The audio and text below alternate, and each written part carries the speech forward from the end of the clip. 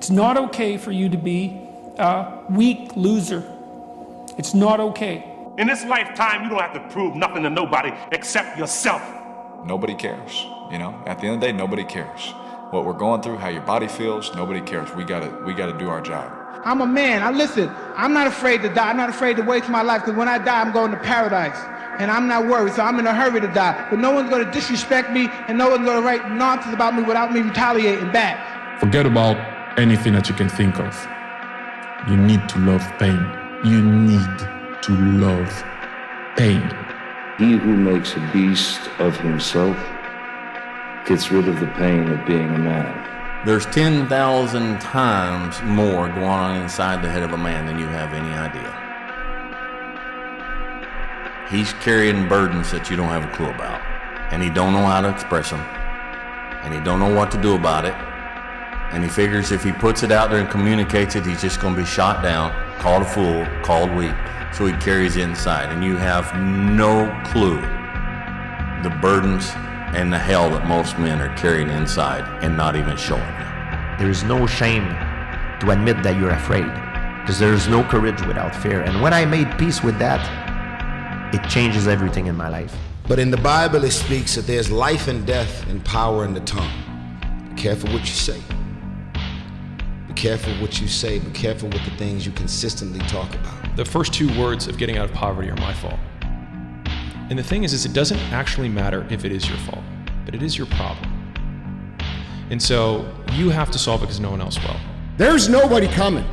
There's nobody coming to save you. There's nobody coming to help you. A knight in shining armor isn't going to ride in and save you. You are the only one that's going to be able to save you. And all this time, you point your finger and you say, I can't do that because I was born here. Or I can't do that because I have this issue. Or I can't do that because they made fun of me. And you know what's going to happen? Nothing.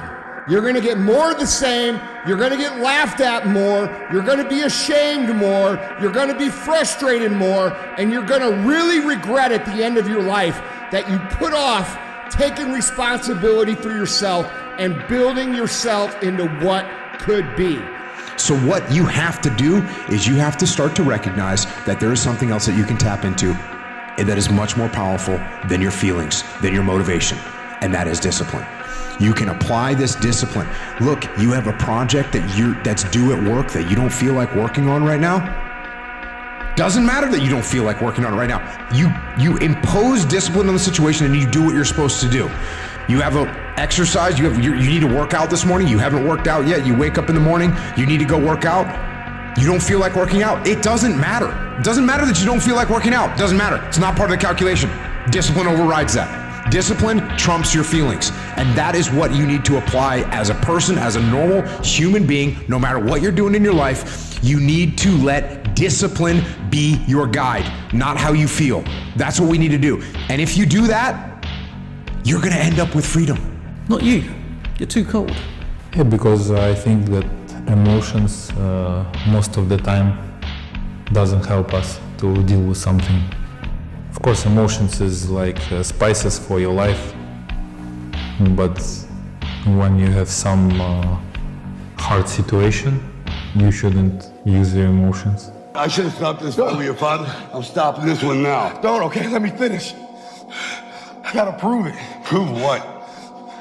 I'm not a mistake. The dumb shit that I've done or the bad mistakes that I've made, they've taught me. You know, you learn. Like, that's why failure is so important. Like, failing and f***ing up and making mistakes, it's very important. That's how you learn. That's how the bad feeling that you get from something that you shouldn't have done or wish you didn't do or wish you did better. Like, especially failing at something where you half-assed it and you just feel like a loser. Like, that just teaches you. It teaches you to get your shit together. Don't follow what most people do because you don't want the results that most people get. The average person is obese, likely to be divorced, and has less than 1K in the bank. It feels safe to do what everyone else is doing, but it's actually a terrible decision. Pain is passed down from father to son and son to son. We have to, as black men, be mindful of that. Sometimes it's unfair, and sometimes we take it out on those we love. And I'm guilty of that frustration that we all have. But we have a responsibility and a duty to be fathers. Not to just make babies, but to be real fathers. And you can't expect any good to come to you if you don't visit any good on your son or your daughter. So, be a man. And when we look around at the world, and we look at all the problems, and we look at all the chaos, we have to take responsibility for ourselves for creating it. You're not living the best life that you want to live. You're not the person you want to be. You're not the person the 8-year-old you wanted to be. And I bet you're not even taking steps to become that person, are you? And that's what's wrong with the world. That's what's wrong with this country. We have a bunch of people that want to point fingers and defer responsibility off to anything and everything except the one thing that can change their entire lives. And that's looking in the mirror and saying, "F you, man. You did this to me. You made me this way, and I'm going to fix it. And I'm going to fix it by controlling all the things I can control. I'm going to control what I eat. I'm going to control what I drink. I'm going to control how I move. I'm going to control the information I put in my brain. I'm going to control how I treat people and who I surround myself with." And if you control those things, you are now in the driver's seat to create what it is you've always known that you were here to create. Every day when you get out of bed, life's standing right there to kick you in the face, man. Could be anything. Could be you get up and you walk downstairs, you got a flat tire and you're late for work and you got this and that. Life is going to throw all kinds of crazy shit at you, right? And you have to be ready for it and you got to deal with it. You can't curl up into a ball, you can't run away from it, you can't hide. You have to take all this head on. Hard times create strong men create good times create weak men, and weak men create hard times. Right now, we have a lot of weak men because it's been pretty good times. The good news about that is that it's so easy to beat them. You just have to show up. So you didn't feel like getting up and getting after it this morning? Neither did I! But I'm here. Where you at? And all this what does it matter? What does it matter? It just passes. Yo, if I disappear, like, who cares? Nobody cares, man. Seriously. Yo, and that's okay. That's life, okay? It just passes. It just passes. So I had a Q&A this weekend. There's one guy there was super frustrated. So he's like, I gained 20 pounds. I can't find my why. I can't find my purpose. I can't find motivation. Can't find a gym. He went on and on. So I said, hey, okay, relax. Just relax. Can you find your balls? Once you locate those, I need you to grab them. After you grab them, I need you to go find some shoes. If you got some shoes, you can go walk. You can go run. As far as a gym you can't find, do you have a floor where you live? Do some push-ups. Do some sit-ups. We're waiting to find purpose. We're waiting to find why. We're waiting to find all this before we start. The thing about it is this. Start now. So when you find your purpose, you find your why, you can get after it. Stay hard. This is kind of part of being a man. It's like, you kind of got to f it all up a little bit. I think so. I think part of learning is dying. I think part of learning is you got to die a little bit. Because what is learning? Learning is me giving up on my old ideas. Those ideas have to die for me to be open to some new And so me learning how to be a better man, I had to die a little bit. And a man provides. And he does it even when he's not appreciated or respected or even loved. He simply bears up and he does it because he's a man. That's what sets us apart. That's what makes us different. That's what makes us men. We're not men because we face the battle and we get immediately victory every time a battle comes up. We're men because we face the battle and we stay in the battle when we feel like we're losing and we feel like we're getting beat up. But we stay in there and we keep fighting. and we plant our feet and we say, until death do our part, this is me, and I will fight this battle, regardless of what the battle is. Well, so what do you do in the face of that suffering? Try to reduce it. Start with yourself. What good are you? Get yourself together for Christ's sake, so that when your father dies, you're not whining away in a corner, and you can help plan the funeral, and you can stand up solidly so that people can rely on you. That's better. Don't be a damn victim. Of course you're a victim. Jesus. Obviously. Put yourself together. And then maybe if you put yourself together, you know how to do that. You know what's wrong with you, if you'll admit it. You know there's a few things you could polish up a little bit, that you might even be able to manage in your insufficient present condition. And so you might shine yourself up a little bit, and then your eyes will be a little more open, then you can shine yourself up a little bit more. The human brain evolved under immense amounts of pressure, okay? That's how the brain works. And I almost like to think of it in terms of barometric pressure. So in your brain, when you're feeling that barometric pressure, it's like, I gotta get this done, or I'm gonna fail, and this project won't happen, and people will laugh at me. You work like a fiend. Energy, your whole body responds, right? Your blood gets moving. You accomplish things that would normally take you months, you do it in days because you feel that pressure. You take away that pressure and you don't know what to do. And I've got 3 years, I could do this or that. Another, you just wander around, you're lost, you have no energy, you have no focus. You know, you're maybe playing video games, maybe you're watching porn, you're kind of distracting yourself in the moment. But but your energy is just being dissipated in 20 different directions. So your brain needs pressure, it needs constant pressure. And stress and pressure is not a bad thing. We have this thing where we feel like stress is bad. It's bad for you. Bad. You need to relax, man. You need to chill. Stress will kill you. No, being bored will kill you. Not having anything to do will kill you is much more dangerous than stress. You know that thing that you have to do that sucks? That thing? Yeah. Whether it's squats or your workout or going for a run, or some paperwork, or a project, or cleaning up. That thing that you have to do that you know sucks. Well, the longer you wait, the longer it takes. Don't let that happen. Go on the attack, go get it done. We'll talk to you later. Out. But I'm gonna ask you one more time. I'm gonna ask you to go look in the mirror.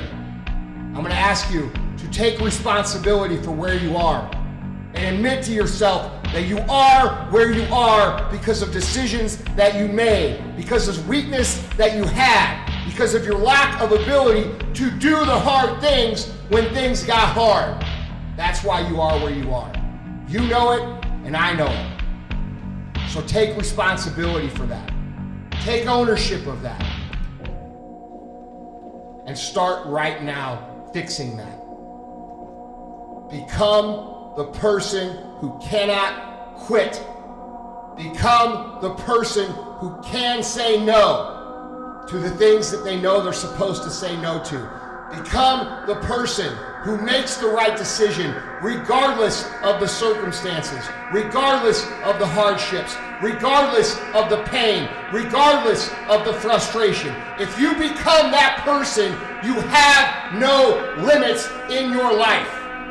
There is no stopping that person.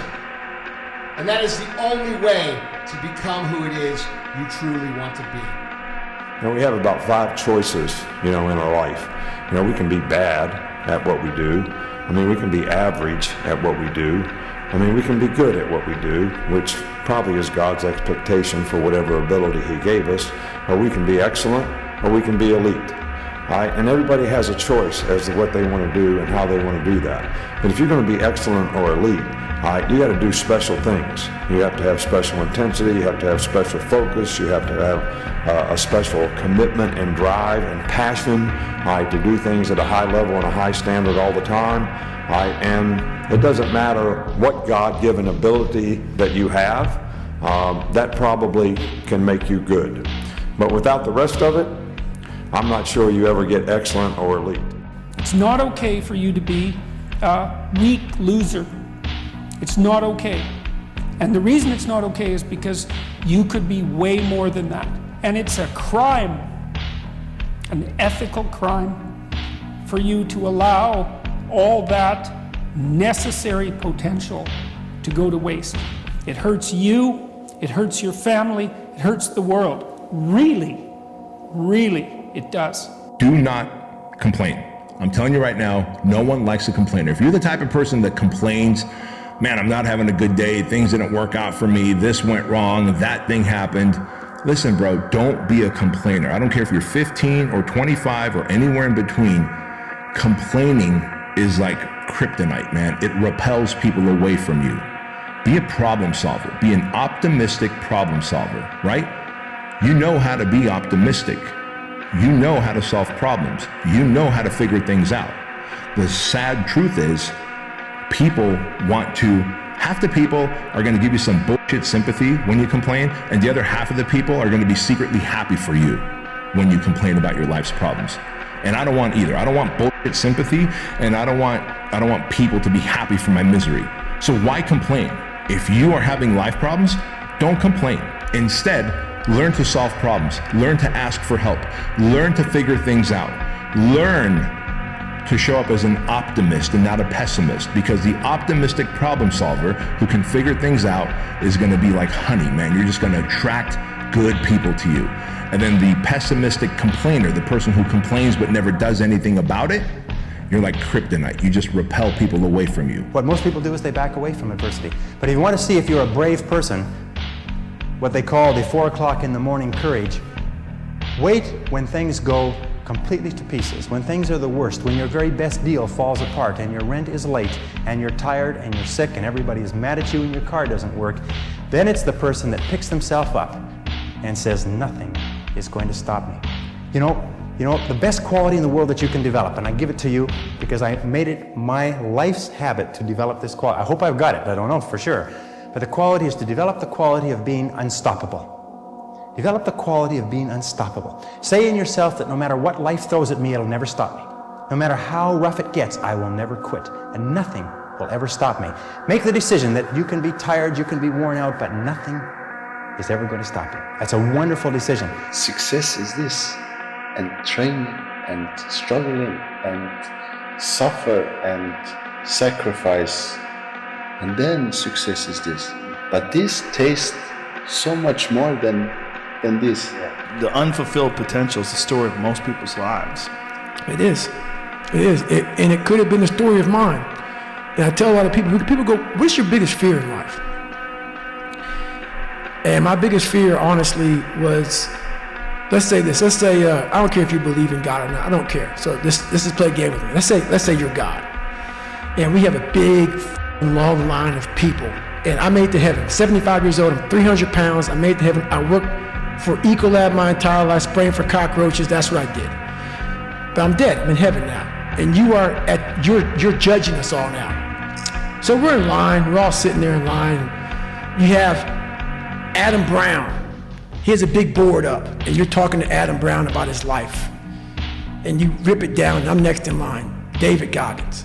I see my name. I see all this shit, and God goes, hey, you say, read this, man.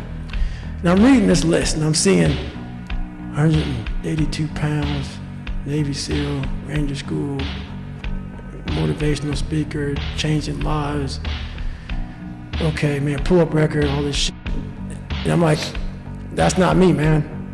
And God looks at me and says, that's who you were supposed to be. God tells Abraham, if you leave your zone of comfort, if you remove yourself from your father's tent, if you move away from infantile materialistic satiation and go out into the terrible world, and you do that voluntarily, you have the adventure of your life, this is what will happen. You'll be a blessing to yourself that's genuine. So instead of being racked with self-doubt and being self-conscious and taking yourself apart with guilt and shame, you'll ride the wave of adventure and you'll feel that your life is a blessing. Not only will you feel that, it will be a blessing. That's the first thing that will happen. The second thing will happen is that other people will notice and your name will become renowned, and that will be valid. You'll be a blessing to other people in that regard. Your name will be upheld. So you'll stand out among your peers, but in a justifiable manner that's a consequence of your own intrinsic merit. Let me tell you something. This isn't elementary school. This is hard work, long hours, high pressure. I need a grown goddamn man. Why would you not go for it? Why would you not take a chance? You know, Tone Bell was out here. He said at one point in time, you got to take a chance on you.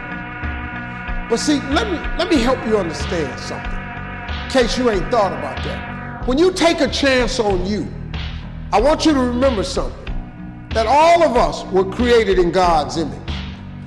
So when you take a chance on you, you're taking a chance on God. It's because God is in all of us. It's the what if I can pull off a miracle.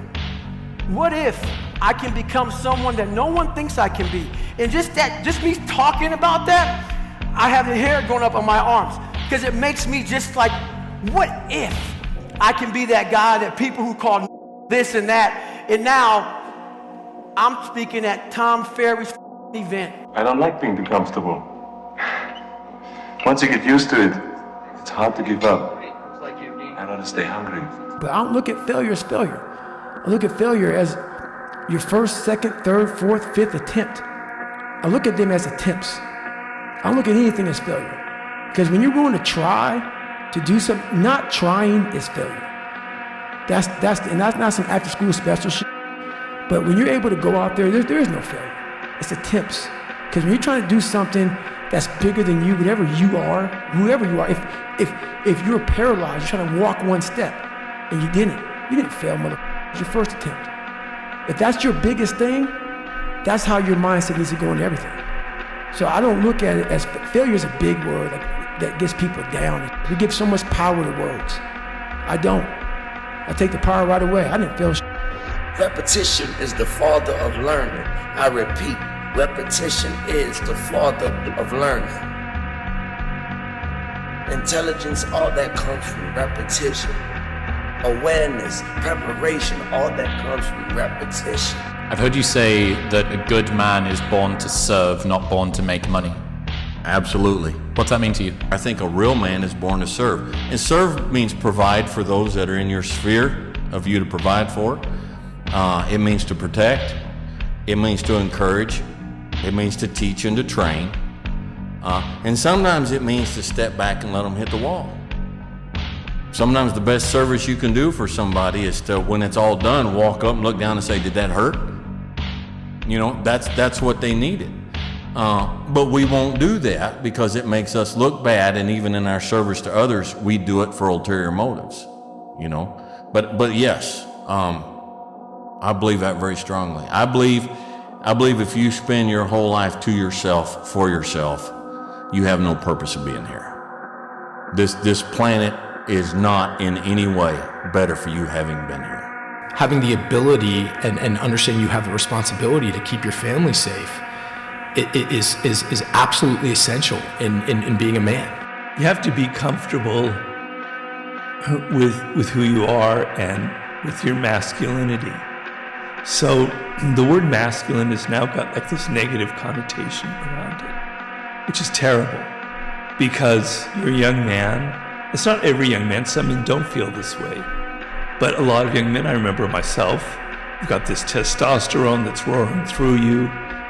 You're competitive, you're ambitious, you have goals, you have this energy, you want to assert yourself.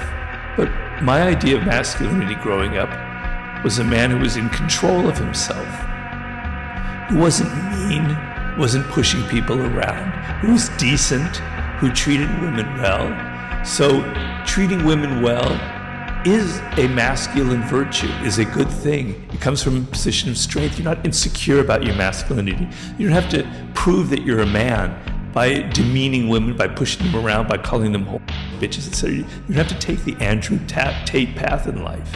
You can respect women, and respecting them is a sign of your strength, is a sign of being secure in your masculinity. You don't need to put other people down to make yourself feel better. That was the biggest thing. I had to stop caring what people thought about me. I realized that everybody's fucked up. That's the one thing I realized. I walked around and I put these people on a pedestal. Everybody was better than me. So I can't tell you anything about me because you're gonna judge me and I'm gonna feel even worse than what I am. What I realized, once I calmed my mind down and sat back and looked at how jacked up this world is, once you realize that you are not alone, everybody that's talking to you about how jacked up you are, only thing they've done better than you is they've hidden their f***ed up world better than you have. That's all they've done. Here's how to get older without getting better. Keep relearning the same lesson. If you keep making the same mistake over and over, the mistake isn't the problem. You are. It's 44 degrees and it's nice and rainy outside. But no one cares about that. It's not about the rain. It's what the rain represents. Life is always giving you a test, trying to give you a way out, trying to give you an excuse not to show up. This is my excuse today. But guess what? You gotta have the mentality to show up every day of your life, no matter what life throws at you. It's our responsibility to show up to the Coliseum of life, prepared for battle. I don't care what you're going through, what life's throwing at you. It's your responsibility to find your new 100%. Take it upon yourself to do that. Stay hard. A friendly reminder that in 3 generations, everyone who knew us will be dead, including the people whose opinions stopped you from doing what you wanted all along. Imagine that someone you know achieves every dream and hits every goal they have. Years later, they get old and die. 2 years after that, how much do you care? About as much as everyone else will if you accomplish your goals and dreams. Do it for you. If you're focused on the past, you're controlled by fear. If you're focused on the future, you're controlled by anxiety. If you focus on others, you're controlled by them. See, whatever you focus on owns you. If you focus on yourself, you're at peace. You should push yourself beyond your limits of tolerance in your 20s to find out where it is. How much can you work? How disciplined can you become? Like, can you work 12 hours a day? Can you work 8 hours a day? Can you work 3 hours a day? Like, flat out. Where's your limit? Set some rules on the amount of time you're spending looking at a screen. Put rules on that. Otherwise, that screen's gonna rule you. Put rules in place. Eat clean. What are you doing? Put some rules around what you're putting into your body. Put rules in place. If you're just doing whatever, you're gonna have problems. The food is gonna rule you. Go to bed on time. Go to sleep when you're supposed time to go to sleep. And if you follow these rules that you make for yourself, you're gonna have less things in life ruling you. You know, when you work hard enough, eventually you don't have a boss anymore. You're your own boss. When you start saying things like, you know, I hope it's so f***ing hard that no one can do it. That way, when I do it, I'm that much more ahead of everybody. I want it so f***ing hard, to be so hard and so challenging, that when I get it, man, I reap all the reward. I don't want luck in the equation because I don't need it. You start saying terms like that, man, you're someone that believes it. You got confidence. I don't give what the endeavor is. You're gonna find a way to do it. That's the differential right there. That's the confidence that no matter what's in front of you, the never say die attitude drives you through it. And all your shortcomings and your failures along the way don't set you back, but just gives you a report card of where your weaknesses are and your strengths, so you can rebuild that weak chain of life to continue the path to success. So when your plan fails, when those bolts of laws get too heavy, when you get knocked down on the canvas, when everything falls apart in your life and your plan is up, what the are you gonna do? There's only one motherfucking option. Stay hard. A new age has begun. An age of freedom. And all who know that 300 Spartans gave their last breath to defend it. You never get used to the pressure. who just learn to embrace it. Expectations aren't a burden, they're a privilege. Because it could be worse. No one could expect anything at all.